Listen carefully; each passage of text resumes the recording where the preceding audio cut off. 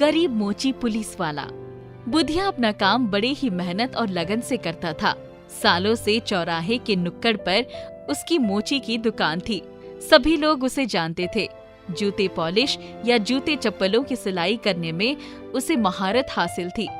जितना मिलता उससे परिवार का खर्च बड़े आराम से चल जाता था। वैसे भी बुधिया संतोषी आदमी था। मुसीबत तब हुई जब शादी हुई और पत्नी तारा घर में आ गई। शादी को 1 साल बीत गए थे। एक दिन, सुनो जी, इस काम को छोड़कर कोई दूसरा काम क्यों नहीं कर लेते? क्यों? भला इस काम में क्या खराबी है? सुबह से शाम तक खटते हो, तब जाकर 20 रुपए आमदनी होती है। इससे क्या होगा? कभी सोचा है कल को हमारा परिवार बढ़ेगा, खर्च बढ़ेगा, कहाँ से करेंगे? ज्यादा हाय हाय करने से कुछ नहीं होगा। जितना है उसी से संतोष करना सीखो। जैसा तुम चाहो, मुझे क्या करना है?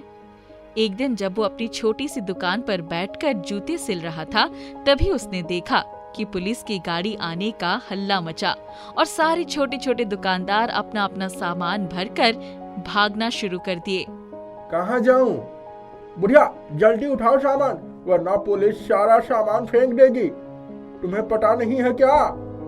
तब तक पुलिस वालों की गाड़ी पास आ गई। उन्होंने, भाई पता है पहले की बात और थी, सीधे घर चला जाता था। अब तो शादी हो गई है, घर पर पत्नी 10 बातें सुनाएगी।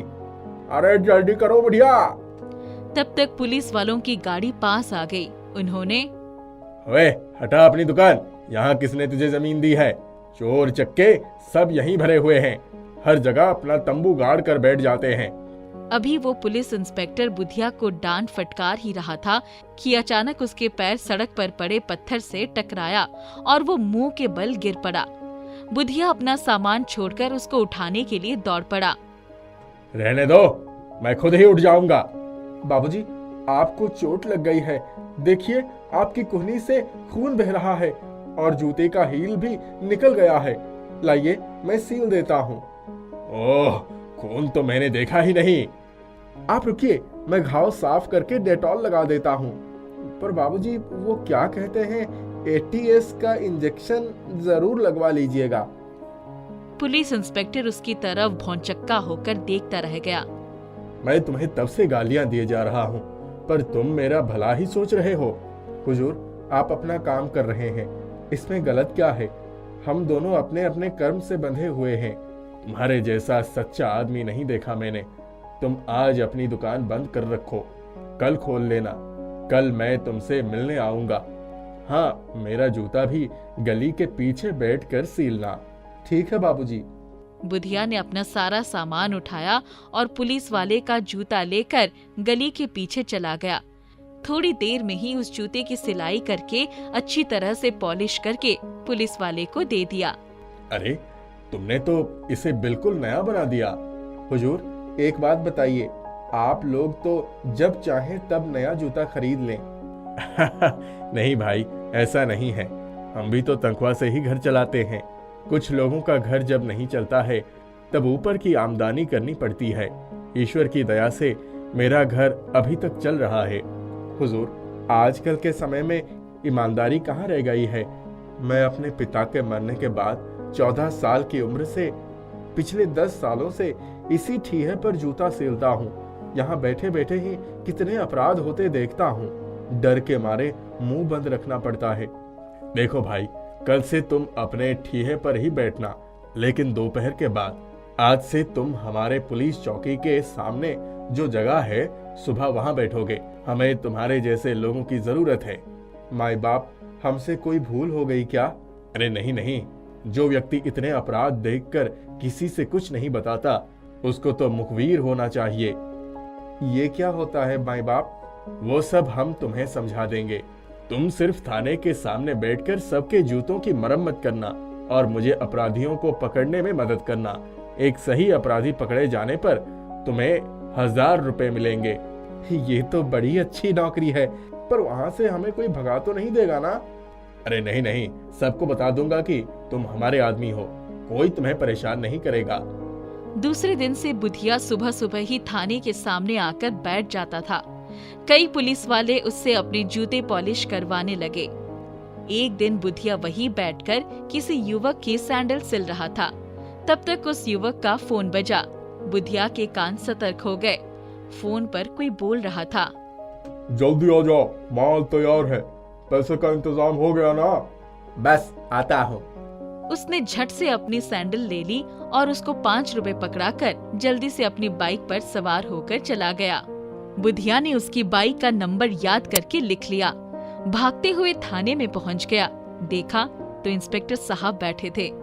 हुजूर, इस नंबर की बाइक वाले ने कोई माल लेने गया है, जल्दी करे। तुम जाओ, तुम्हें कोई देख ना ले। बुधिया अपने ठी पर आकर बैठ गया। इंस्पेक्टर ने अपनी जीप निकलवाई और उसी बाइक की खोज में चल पड़े। बुधिया दोपहर बाद अपनी पुरानी जगह पर आकर बैठ गया था। रात हो गई थी, कोई खबर नहीं लगी थी। वो थोड़ा बेचैन था। तभी उसने देखा कि पुलिस इंस्पेक्टर आ गया और उसने उसका अपना जूता निकालकर पॉलिश के लिए दिया। फिर, बुधिया, ये लो 1000 रुपए और ये मोबाइल। अब से तुम्हें हमारे पास आने की जरूरत नहीं पड़ेगी। हुजूर, इतना पैसा तो मैं 10 दिन में भी नहीं कमा पाता। मोबाइल की क्या जरूरत है? तुम्हारे पास मोबाइल होगा तो तुम यहीं बैठे बैठे मुझे खबर दे सकोगे, वरना तुम्हें थाने में आते हुए देखकर लोगों को शक हो जाएगा और तुम्हारी जान को भी खतरा हो सकता है। बड़ी कृपा है हुजूर। तुम्हें पता है, आज तुम्हारी वजह से करीब 70,000 की ड्रग पकड़ी गई है। अरे बाप रे! किसी से मोबाइल चलाना सीख लेना।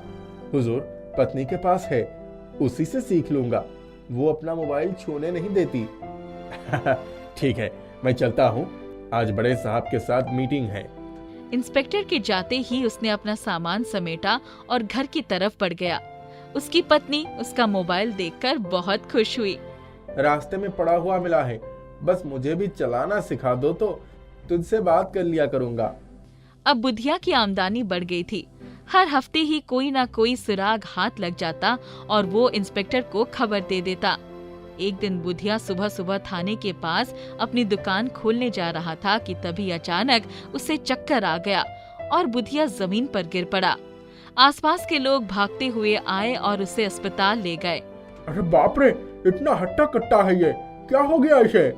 उसे लेकर सब अस्पताल गए। जब उसे होश आया तो उसके पैरों में लकवा मार चुका था। मैं तो अपना पैर ही नहीं हिला पा रहा हूँ, क्या हो गया मुझे? तुम्हारे पैरों में लकवा मार गया है, कुछ दिन तक व्यायाम करना होगा, तभी ठीक हो पाओगे। डॉक्टर साहब, मैं बर्बाद हो गया, मेरी पत्नी क्या करेगी अकेली? तभी इंस्पेक्टर आ गया। बुधिया, तुम चिंता मत करो, तुम्हारे इलाज का पूरा खर्चा हम अपने विभाग से दिलवाएंगे। तुमने हमें बहुत सुराग दिए हैं। हुजूर, आपकी बड़ी मेहरबानी है। 6 महीने बाद बुधिया ठीक हो गया था। अब उसने फिर से अपना काम शुरू कर दिया था। पुलिस में तो तुम्हारी बहुत ऊपर तक पहचान है। पुलिस ने तुम्हारे इलाज का पूरा खर्चा उठाया है। अरे वही सिर्फ एक इंस्पेक्टर है जो बड़े भले इंसान है। अब बुधिया की पत्नी भी बड़े ठाठ से रहती थी। उसने सबको यही बता रखा था कि अब बुधिया थाने में ही मोची का काम करता है, वो पुलिस में काम करता है। सबकी नजरों में बुधिया पुलिस बना था।